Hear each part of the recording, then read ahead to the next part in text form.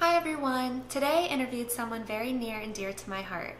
I sat down with Jean Veverka, my husband's grandmother, to listen to her story about growing up with parents who are both deaf, as well as to get a glimpse of her life from the natural aging process. It's pretty rare to grow up with parents who both have hearing impairments, and I'm excited for you to see their story as well as hers through the eyes of Jean. So are you able to tell me your name and age? Jean Veverka. And how? Age 82. 22? 82. Wish I was. Yeah. And what city and state do you live in? Selinsgrove, Pennsylvania. What is it that you like to do during the day, typically? Besides the housework that I do around the house, I put puzzles and read. Can you tell me some basic details about your parents' disability, such as how did it happen, how long did they live with it? My parents, my father was 9 months old when he lost his hearing due to mumps. Okay. And they swelled up and busted his eardrums. My mother was 5 years old. She had done something wrong, and her father threw her in the outhouse, and she hit her ears or drum her head, and she lost her hearing. Oh, wow. So your dad 9 months old and your mom 5 years old. Okay. Now, we are lucky, as I have a brother and a sister, that we all can hear. Mainly because my parents, none of them were born deaf. Right. So it was something that was acquired Yes. just from outside environmental forces. Friends of my parents, they have children. Some were deaf and some were hearing. So we had to send the kids to different schools. Okay. Now, my parents were lucky that they went to a private deaf school in Philadelphia. When did they go to that private school? My mother was 7, and Daddy started right away when he was 6 years old. Okay. So they lived in central Pennsylvania, and they traveled to Philadelphia, which is about 2.5 hours. Mm-hmm. And did they send him there to live? They lived. It was a private school. They lived there, and only came home for Christmas and vacations, summer vacation. That's about it. Oh, wow. And so how did their parents know to send him there? Did they just hear about it? A doctor. Now this is back in 1905, 7, somewhere around there. He was on a horse and buggy, the doctor, and he came to get water for the horses at my grandfather's place, my mother's place. And he saw that there was something wrong with my mother. And he talked with my grandfather, and he said, look, take her to Philadelphia. And I think it cost him $100 to send her there. How did he send her there? He traveled with her on train. Oh, okay. And the train started out in Dalmatia and went through. Then, when she was there, now she can't hear and she don't know, she can't communicate with my father because he don't have sign language neither. So they told him, I want to take her somewhere and then you leave. And that's how. And she was, you said, 7 years old. She cried for I don't know how many days. That would be so hard. And they couldn't talk to her either. Yeah, because they didn't know sign language. I mean, she didn't know sign language. And no, so anyhow, she got to learn, and she loved it at school. That's good. She said the reason she loved it was because going home in the summer, she'd have to work in the fields. They lived on a farm. And when she was back in school, we had a good time with her friends and so forth. So she didn't have to work on the farm Yeah. or any of that. And your And dad? Dad, I think his mother was, they were Catholics. And I think the priest had mentioned about a deaf school. Okay. And they sent Daddy. Did he have a similar experience where he was just in shock with them leaving him there? Or He never talked about it. So Really? I don't know what his story was behind Hmm. his parents and stuff. And then because he had the mumps, and my grandfather was so upset with my grandmother that he divorced her. And then my grandmother raised my dad. Oh, wow. And most of the time he would go to his grandfather's place. So he was there a lot. His grandfather was an engineer. Okay. And he sort of looked after Dad. Yeah. So Dad and Mom both got a good education through going to school there. Which I'm sure helped a lot. Mhm. Yeah. So how long did they attend this school for? 12 years. 12. Okay. Right. Okay. And then they came back home. Mm-hmm. Did your mom and dad meet at this school?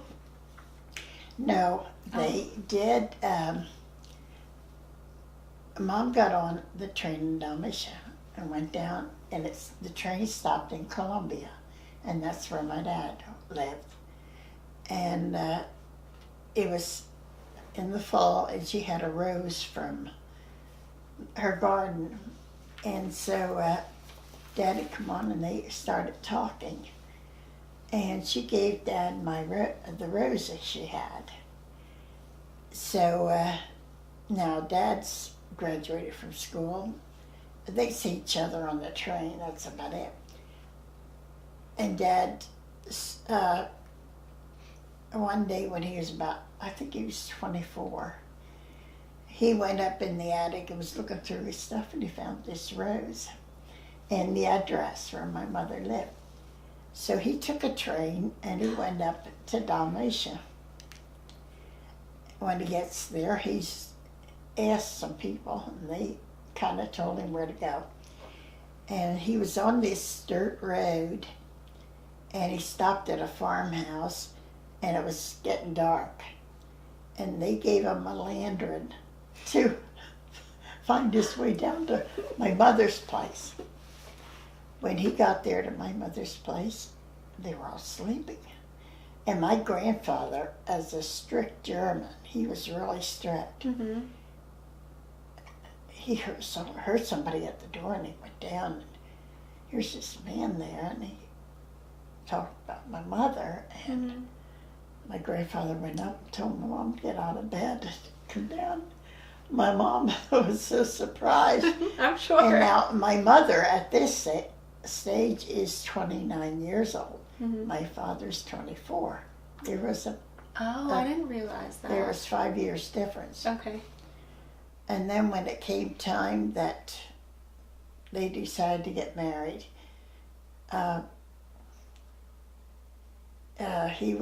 he took Mother down to meet his mother, but he took Mother to a friend's house, and she stayed there. He was nervous about my mom meeting my grandmother. Mm-hmm. And the main reason was they were Catholics, Mm-hmm. strong Catholics, Mm-hmm. and my mother was Protestant. Okay. So they went to Philadelphia and got married at the school. Oh, really? Mm-hmm. Were any of the other family members there? Or No. it was just the two? Just in their friends. Oh, wow. Oh, my goodness. Wow. That's a cool story, though. And they were married,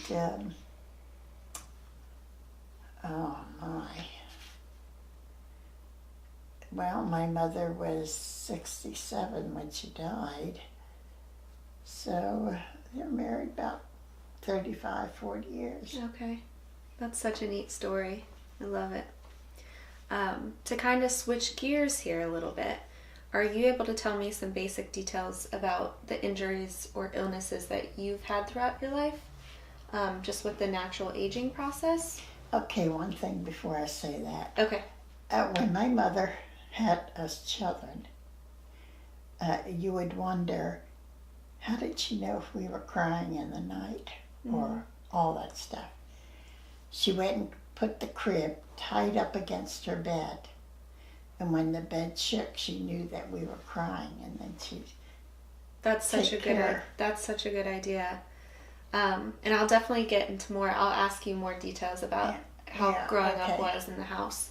Well, as far as us being ill, stuff like that, Mother had her own remedies.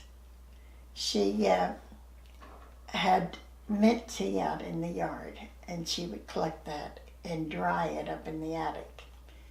If we had a sore throat or a cold, she went up there and got some and made us hot mint tea to drink. Okay, yeah. And when we had chest colds and everything, today it's not allowed out on the market, but she would give us a cup of hot water with sugar in it and a drop of paregoric. And she'd mix it up and then we'd drink it. And we were healthy kids. Just never sick because of it. Yeah.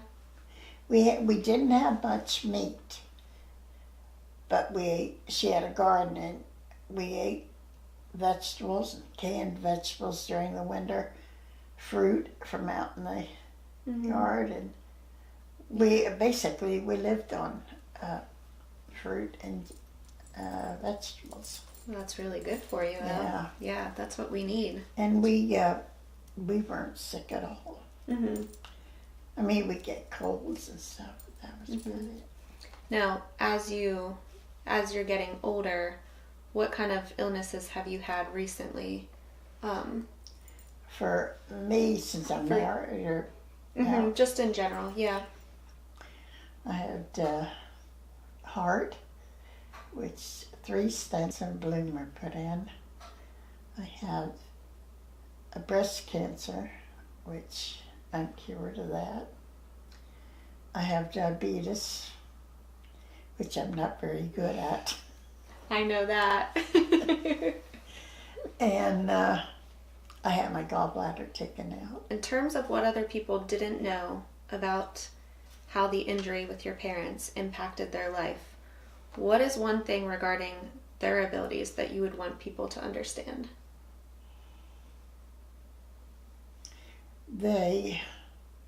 Because of their going to a private school, and they were taught about things out in the world and so forth,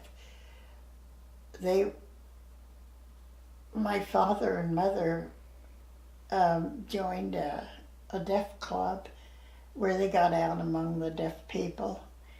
And as far as the hearing people, my mother used to always carry a pencil and paper along, said it my father. And that's how they communicated. Okay. Growing up, did you or your parents have to make any changes to the home because of their hearing impairment? No, because my mother never healthy otherwise, just up there hearing. But things like the crib, that she kind of had to do. Yeah, that, and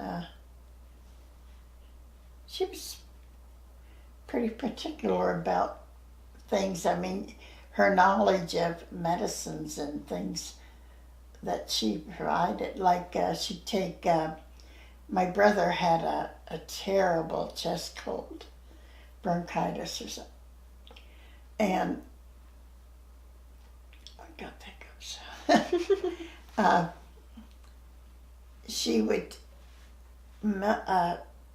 heat up goose grease, and she would put it on his chest and wrap him in flannel. And she had taken him to a doctor, wasn't helping, and when she did that, he straightened out. How did she know how to do that? She had a knack of knowing about medicines and cures and stuff like that. That's really interesting. She was really a smart woman. Mm-hmm. Was there anything around the house that they had to modify? So, you know when the coffee's done and it beeps? Or Alright, she had a percolator on a stove. Okay. And so when it... Done perking, she'd take it off. Yeah. Okay. What about, a clock? Did they have an alarm clock or anything that would wake you up, or... Mother had an alarm clock, and she would set it by my sister's bed. And when that went off, my sister went up and woke my mother up. Okay. Huh. That's how she would know to go to work, you know. She'd get up at 5 o'clock in the morning. Oh my goodness. What did they do for work then, as they got My older? mother worked in a factory, and my father was originally a printer, worked for a newspaper company, and he got sick from the dyes, and then he had to quit. He ended up working for the state at the Capitol. Oh, wow. Cleaning. He cleaned Okay. there. In Harrisburg, Mhm. he did? Okay. And so did he have to drive every single day? He drove from where we lived to Harrisburg Monday morning, and he didn't come home till Friday. He's got an apartment or a room down there. Oh, wow. Stayed. Oh my goodness. That's a change, Yes. that's for sure. And he had worked for the Department of Highways. Okay. And he had worked there for years. Mm-hmm. And how he got the job was my mother told my dad to go get me 2 dresses to start school. So Dad took me and we went to Harrisburg. He told the guy that was interviewing whatever. And finally, when it was done, I looked at the guy, and I said, "Won't you please give my daddy a job?" And they hired him. Oh my Through gosh. me. That's such a cute story. I love that. That's really neat. So you saved him. Yeah. As a result of the aging process and the illnesses that you've sustained over the years, what changes have you had to make personally to your home, if any? I didn't have to. You didn't? Would there be any changes in your home that you would make right now the way it is and with your It aging? would be getting a person in to clean the house. Clean the house. So that's the biggest kind of barrier at this point. Yeah. Any type of cleaning. Just basic cleaning, and that's it. Mm-hmm. What about the stairs? Because I noticed you do have kind of quite a bit I have of stairs in the home. I mean, with the banisters and everything, I'm pretty good at Okay. going up and down them. So as long as there's banisters. Do you feel like on certain days that you get more winded than other days kind of going up and down the stairs, or? No, that don't really? bother me. Okay. And everything else in the home is pretty good for you? Okay. Can you explain any changes that your parents wanted to make in the home to make it easier? I know you said that they... My mother, when she lived, her desire was to have electricity and a refrigerator. Mm. And she eventually got that.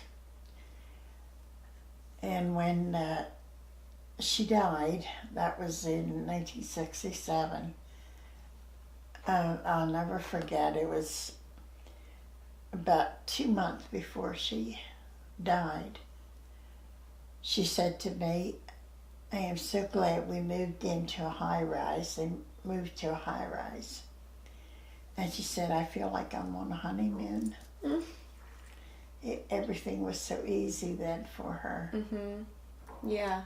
So... Because when I was little, I mean, she washed on a board, washboard, and went out in the garden and hoed and weeded. I mean, I don't know how she done it. She just did it all. And had 3 kids to raise too, right? Yeah, it's a lot. So in regards to your parents' disability, how was driving impacted? Was that impacted at all, the way that they drove to work, to the community? Daddy didn't have a problem driving. The way I understand, they said if a person loses one of the 6 senses, they're stronger in the others. And he saw things that we didn't see. Really? So he was you would say he was a really good driver? Yeah. And did your mom, you said? No, she didn't drive. No. She never got a license or anything? No. Did she want to drive, or what held her back from? I went with her. And my dad took her up to the parking lot at the church. And he said, now I'll teach you how to drive. Well, she gets on there, and he goes, she's going towards the bank. And he says, the brake, and she didn't know, she got all fuddled, and he reached down and slammed on the brake with his hand. Oh my gosh. And he said, no more driving. No. Didn't want to deal with it. No. Was it a manual or an automatic car? Manual. Manual. I can't drive those either, so I'm right there with your mom. Yeah. Poor thing. Has anything changed with you in regards to driving? Driving around the community, getting to appointments.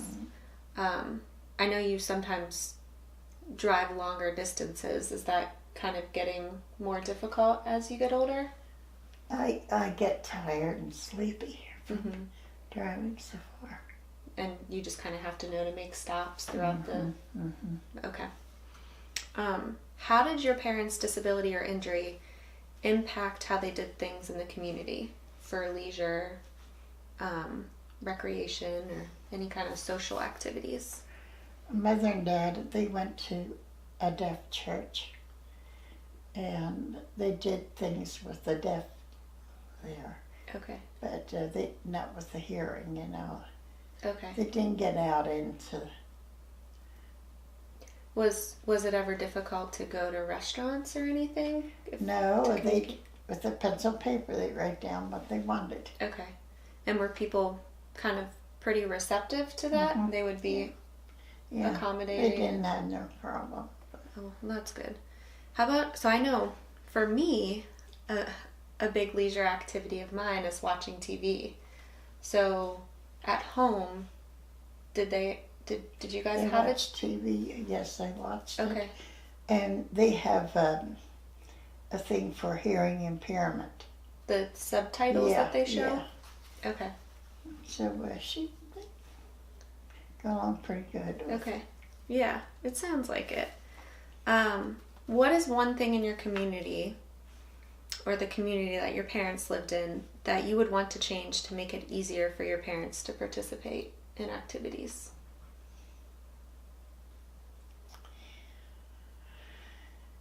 I don't think they would.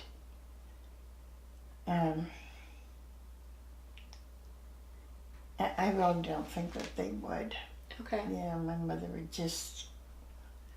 she'd just as soon, with the deaf people. Okay. Things like that. Yeah. So was there, where they lived, you said the church was entirely for people who had hearing impairments? Is that correct? Or did a lot of their friends who had hearing impairments go to that church? No, there was a church in Harrisburg where the minister could sign language and talk at the same time. Okay. Okay. And like when Mother's funeral was, the deaf people sat on one side and the hearing on the other. Mm-hmm. And he signed language to the people, and then... Were there any events in the community that they wouldn't go to just because they knew that people wouldn't be signing there? Or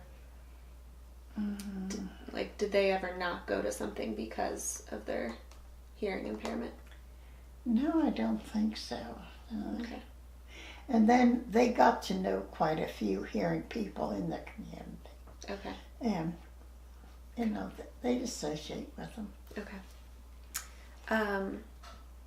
For people who were communicating with your parents for the first time and may have been curious about them, what advice do you have for them when interacting with your parents? I think just by writing down things and talking that way. Okay. Probably to be patient a little bit too. Have you ever experienced when they were communicating with someone that they didn't realize that they had a hearing impairment at first? No, I don't think I did. Okay. What advice do you have for businesses or community organizations for making things more welcoming for individuals with a hearing impairment? I think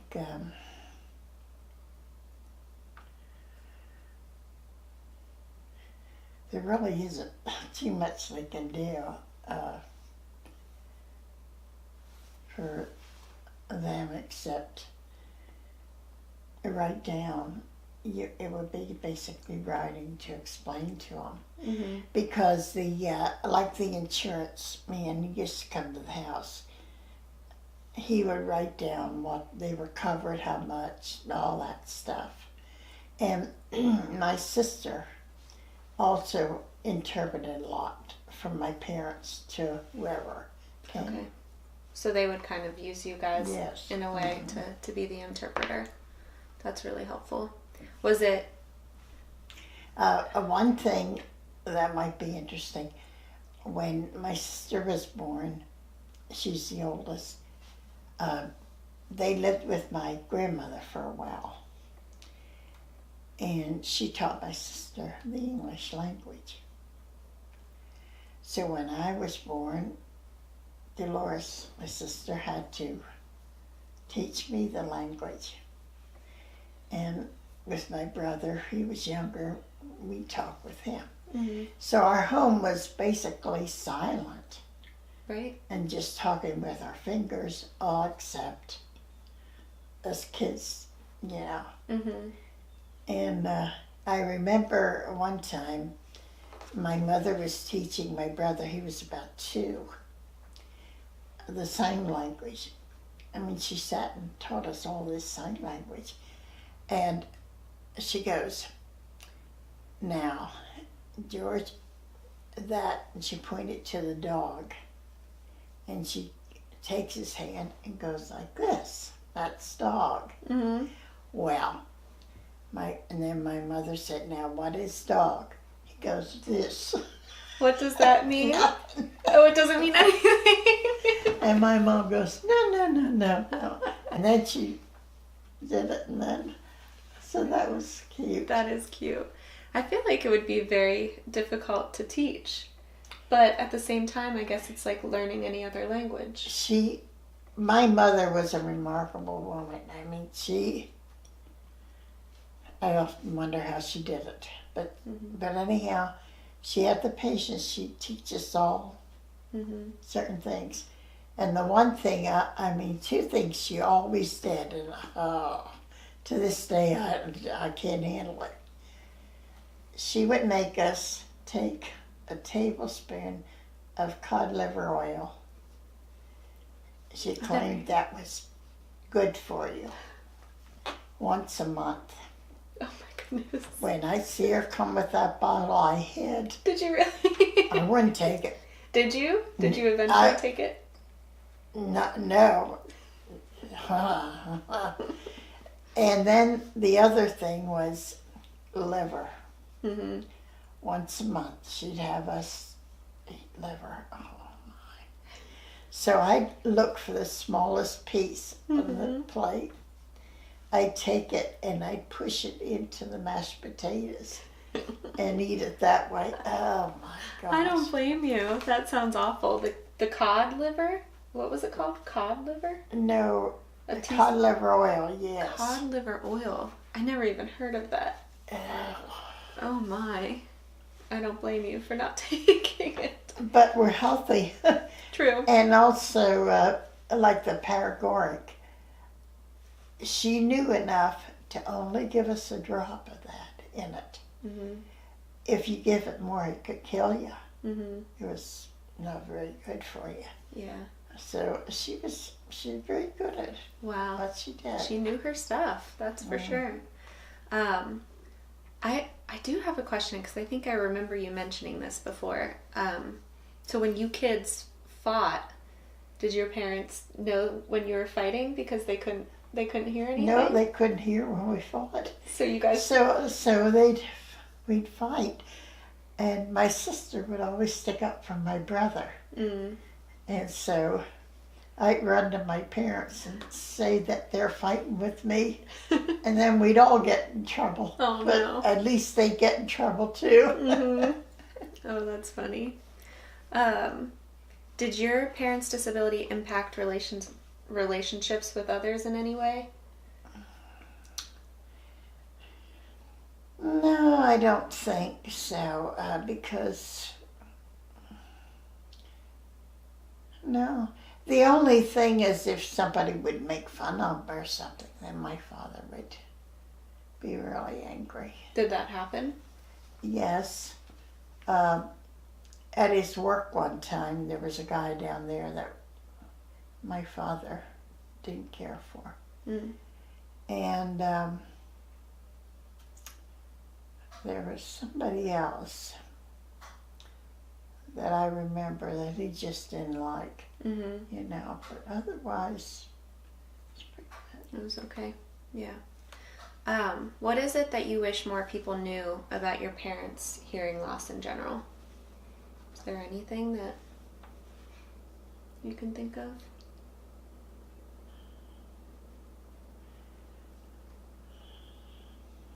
No, because I communicated pretty good with hearing people. Mm-hmm. And I think due to the education they got and how, I don't know about deaf children who haven't gone to school or Mm-hmm. had problems, they would have a real big problem. Yeah. But my parents didn't. Okay. They were lucky. Yeah, absolutely. Yeah, it sounds like it. Because I know the one family that had hearing children and deaf children, they had a terrible time. Mm-hmm. Some they sent to school and some they were at home, and it was horrible for them. Yeah. So your parents, you don't feel like they felt excluded or anything No, from anything or the community ever? no, they got along with neighbors and everybody else. That's good. Can you show me something in sign language? Okay, when are you going to graduate? What was that? When are you going to graduate? How would I say I'm going to graduate in May? That's the time your baby will be born. That is the time my baby will be born. Good planning, right? How do you say May in sign language? May. May. That's when the baby will be born and I'll graduate. Well, thank you for sitting in on this interview and allowing us to tell your story. Yeah. And your parents' story. Thank you, Jean, for sharing your story with us of what it was like growing up with parents with a disability. Although Jean's parents embraced such a positive outlook towards their disability, Jean was able to share moments in relationships that were not so easy. Communication is a huge aspect of having close relationships, and when barriers to communication exist, it makes it that more challenging. Jean expressed that her parents mostly maintained social relationships with other individuals who had hearing impairments, as it was just easier for them. Hopefully, as a society, we are able to learn from this so no individuals are excluded based on communication issues. I really hope you enjoyed Jean's story. Thanks again for listening.